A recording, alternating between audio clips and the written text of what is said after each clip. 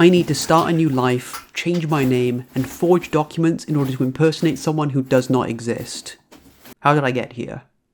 Pokemon nicknames are serious business. It's not something that can simply be changed on a whim. In most games, in order to even change a nickname, you need to find a single NPC that is capable of renaming Pokemon, who will agree that your previously chosen name was stupid and weird and awful before allowing you to change it. But if you show them a Pokemon that wasn't originally yours, you are forbidden from ever changing its name.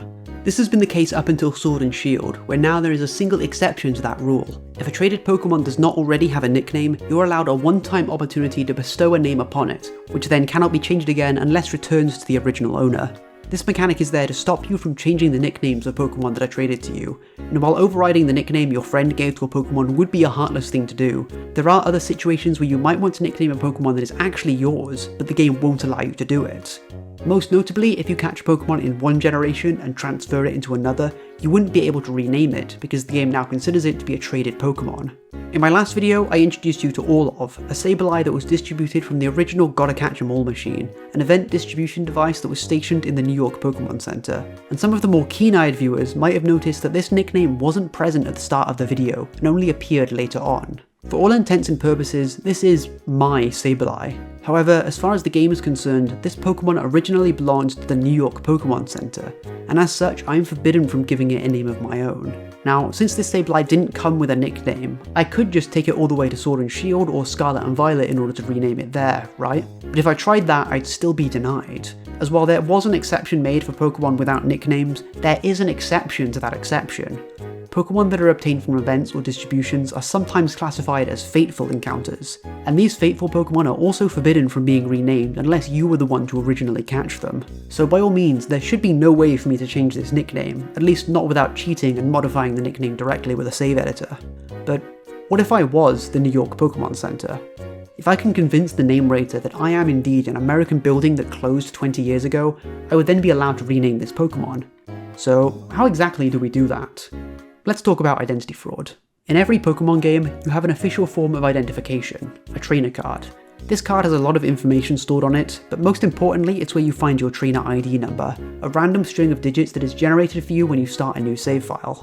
In earlier Pokemon games, this was a random number ranging from 0 to 65,535, but in Generation 7 they increased the trainer ID to a 6-digit number that could go up to 999,999.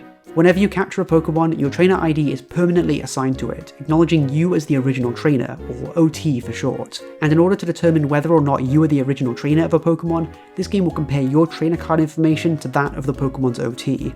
Having a Pokemon from a different trainer can be a benefit, as you'll gain increased experience from battles. However, it also makes them disobedient if you don't have enough badges, and most importantly for us, it means we can't change their nicknames. This distinction is also why Pokemon that are transferred up from previous generations are no longer considered to be yours, as even if you use the same trainer name for both games, the ID is going to be different, so the game considers it to be an outsider.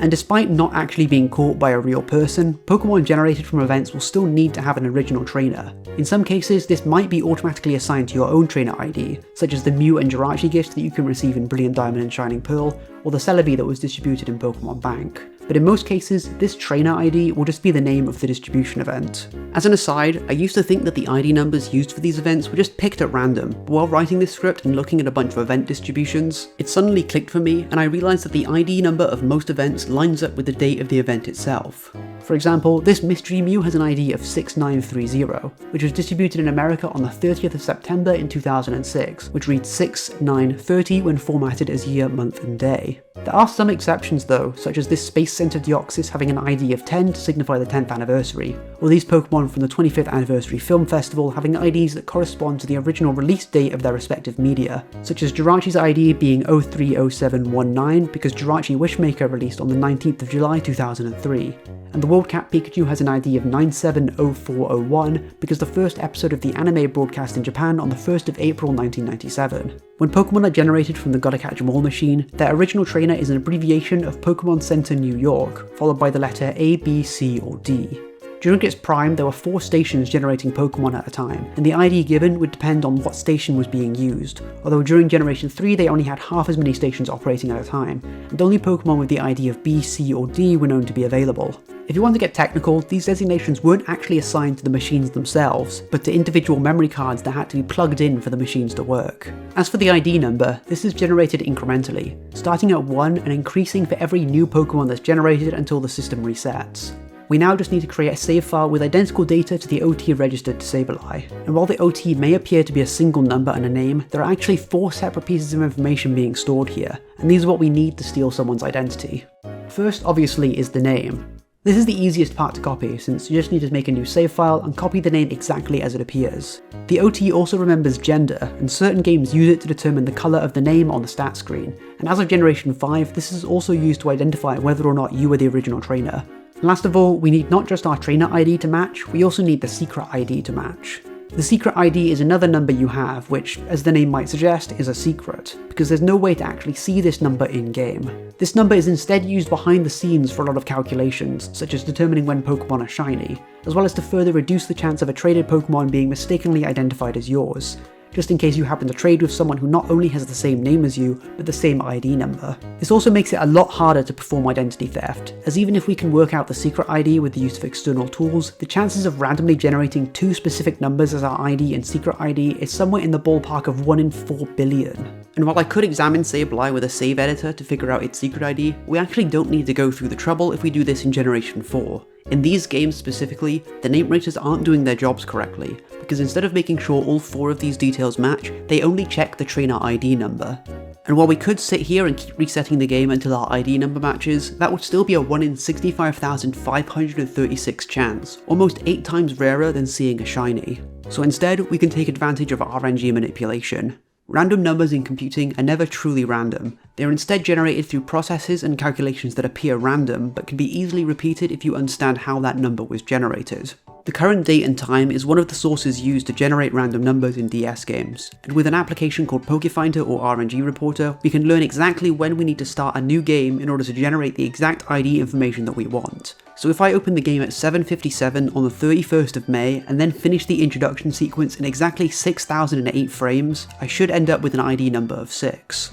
RNG manipulation can be a little tricky because frames advance at a rate of 60 per second, and in order for this to work properly, I need to be consistently starting the timer at the same time as I adjust the clock, then launch the game at the correct time, and then press the final button input at the exact frame where it would pull the ID number required. All 3 of these actions need to be done with very precise timing, otherwise I'll have to start the process all over again. But once I'm done, all I need to do is bring my Pokemon to the name rater and present my illegitimate credentials. Having successfully committed identity theft, I'm now able to rename this Sableye, making it even more unique than it already was.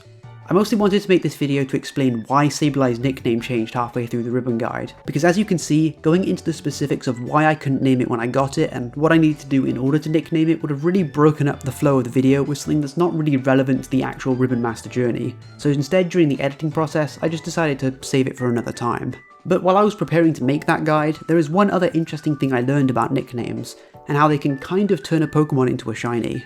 In Pokemon Stadium for the Nintendo 64, Pokemon would appear with slightly different colours than normal without being shiny, because every Pokemon had a set range of increments along the colour spectrum that its hue could be shifted to. This range would be based on the Pokemon's usual colour palette, so most Pokemon only have very subtle variations, but some species had a higher range of hues than others. For example, while Mareep could only be shifted 10 degrees in either direction along the colour spectrum, Nidoking could go as far as 50, making it practically identical to its shiny colour. There are even some Pokemon like Muck that have a range of 180 degrees in either direction, meaning they could appear as virtually any colour, albeit a dark saturated shade of it. The way these colours are assigned seems random, but just like with the trainer ID, this randomness is just a calculation that's pulling information from a source that we can control, and in this case, it's the nicknames. By taking your Pokemon's nickname and breaking each letter down into hexadecimal, as well as your trainer ID and trainer name, you can add it all together and then divide it by the available hue range for the Pokemon, and that's what decides how much the hue is adjusted by. And while hexadecimal math can be complicated, there's an easy calculator that can do it for you and show you what your Pokemon would look like at the same time, using the Stadium Hue Previewer on Blue Moon Falls, which I'll link in the description. Your trainer ID isn't as easy to manipulate in Generation 2, but you still have a lot of room to work with just by changing the nickname. For example, by using my name and a random ID number, I was able to get a fake shiny Charmander with the name Charmander using a capital C and a capital R, or Red one simply by using the name Red. If you're interested in the actual calculations behind it, you can find a very comprehensive description on this website as well.